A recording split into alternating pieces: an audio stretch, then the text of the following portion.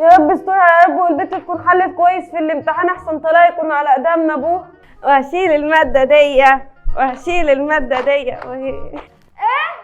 نعم يا يحمك. ايه ده يا ماما؟ لا ده انا بقول وقفلت المادة دي. طمنيني عملت ايه في الامتحان؟ لا ما تقلقيش خالص، الحمد لله يعني حليتي كويس 100. يعني تتوقعي كده تجيبي كام؟ انت عاوزاني اجيب كام؟ هو انا بنقي خيار؟ تتوقعي تجيبي كام من 50؟ يعني ممكن انقص حبة؟ نقول 47. لا نقصي شوية. طب 35 حلو برضه. نزلي كمان شوية. امال انت حليتي ايه؟ اوعي يكون 20، ده ما حصلش النص.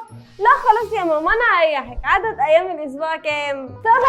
هو ده المتوقع. ايوه كده طمنتيني. يا لهوي.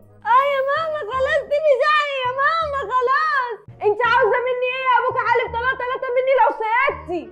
ايوه ما هي دي الحجه عشان يخلص منك. ما كنتش عاوزه اقولك الحقيقه اهو شفتي.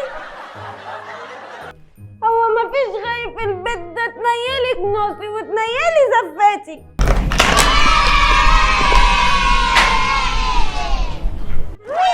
لا والله. هو ايه ده؟ ايه في يا حيوانه انت بتزعقي ليه؟ لا والله لا يا اخويا، ما انا مش الخدامه بتاعت امك كل شويه تقول لي طلعت نصي بره وانت قاعد باشا بتوسخ بس. طبعا انا راجل ما بعملش حاجه. لا بقى اوف. يجي ايه يا اختي من اللي انا شفته؟ على الله اجي تاني ولا حاجه متوسخه. سمعتي؟ حسبي الله ونعم الوكيل فيكم. ماشي يا ام كرشي طولي لسانك قوي.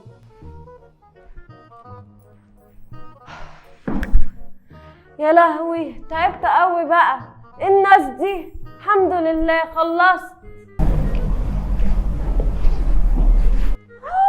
يا نهار اسود ايه اللي انت عملته ده يا ماما؟ ماما يا نهار اسود. ياه الواحد ما بيصدق ان يجي يوم الاجازه بفارغ الصبر. ايه ده؟ هو ايه اللي منيمك انت يا ولاد لحد دلوقتي؟ ايه يا حاج في ايه؟ انا عاوز اعرف انت ليه نايمه كل ده؟ فيها ايه يعني لما انام؟ فيها ايه؟ فيها ان انا النهارده اجازه تقومي تجهزي الغدا وتقومي تظبطي الدنيا.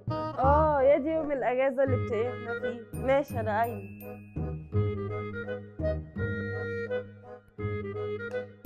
قومي يا بنتي يا هنا قومي يلا.